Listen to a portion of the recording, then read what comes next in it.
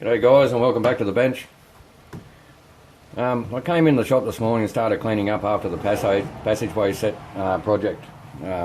Just generally clearing the bench, putting away some tools, mopping up tears of joy. I came across a heap of offcuts that generally get pushed aside and overlooked in the shop, so I thought I'd share some tips for using these offcuts. Now, 98% of you know everything I'm about to say already, but for the 3% of you who don't, I hope this really helps.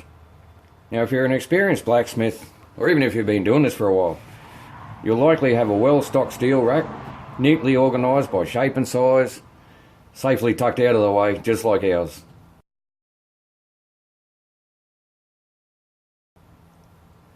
So it's all too easy to grab the stock you need, cut it to length, get the job done. But what happens with the offcut?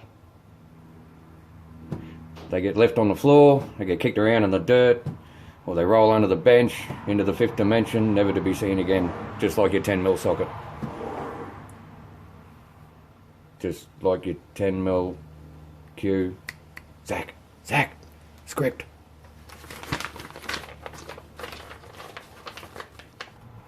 Well, I'm here to tell you to keep those offcuts, and here's why.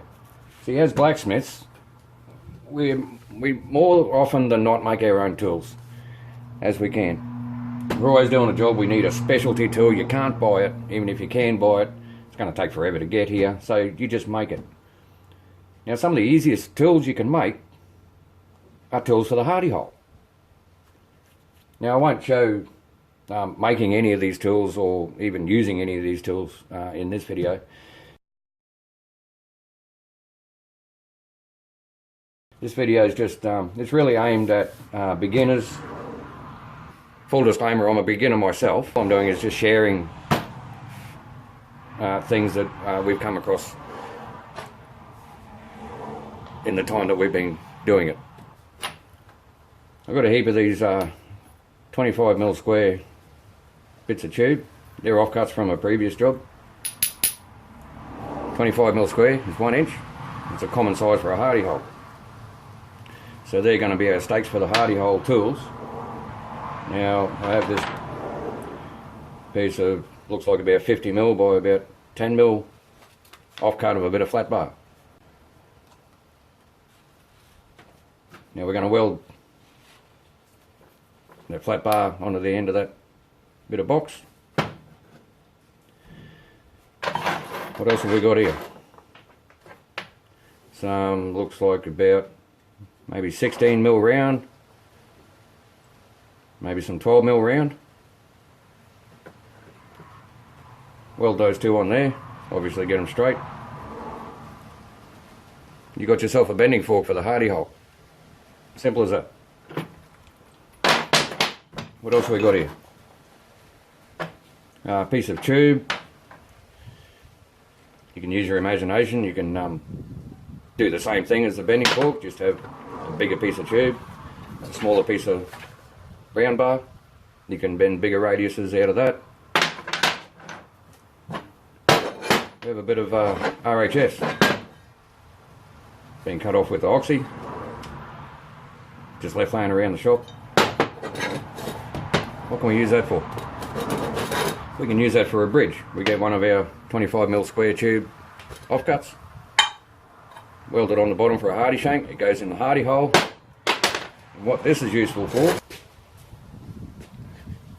if you're bending something back onto itself, you've already done the first bend. That's easy enough. You bend that around your bending fork. Now with the second bend, this is a twisting fork, so that this size forged to suit 12mm square and this size to suit 10mm square. When it comes to doing the second fork, to get that straight, you can't just forge down on this side without deforming this side. So where the bridge comes in handy, you've already formed this side. You slide this side after bending it,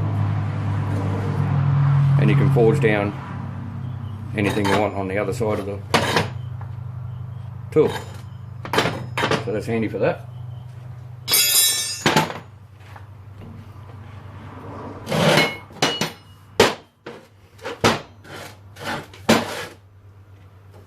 Here we have a piece of solid, looks like about 40 or 50 mil square.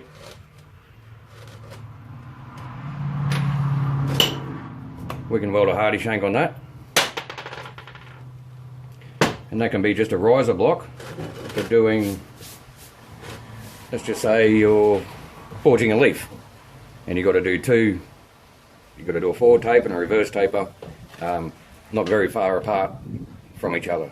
Now over an anvil that might be like 100 mil wide or 125 mil wide, however big your anvil is, it's going to be very awkward to forge both tapers without deforming one of the tapers. A short riser block like that sitting on top of the anvil makes those short tapers possible and a lot easier.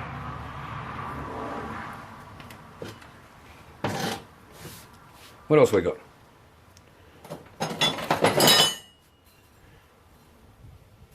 Piece of flat bar. You can weld your hardy shank on that, put it in your anvil, and that can be your sacrificial plate for when you're using a hot cut chisel, so you're not cutting into your anvil. Very, very simple. Now remember, these are all just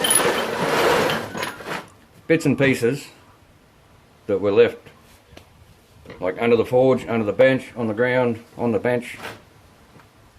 Just random bits and pieces that really just offcut and are just gonna sit around doing nothing for the rest of their life. Well, make use of them. Don't throw anything out. So there you go, there's just a few ideas. There's many things you can make out of random bits of offcut that are just laying around your shop. You'd be surprised how many things you can make when you just put your mind to it, use your imagination. They say necessity is the mother of invention, and nothing is further from the truth. So I hope you found something useful. Like I said, this is aimed at beginners. Experienced blacksmiths usually have all these tools, and they have all these tools because they've made all these tools themselves. They know what to do with the steel. But as a beginner, you might not have a nice, organised, clean steel rack just to pull out a bit of steel to make a tool. You might be relying on finding bits of steel from here and there, going to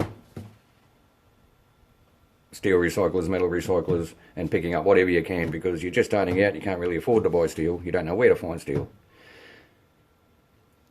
So there you go, there's just a few quick and easy things you can do with your offcuts.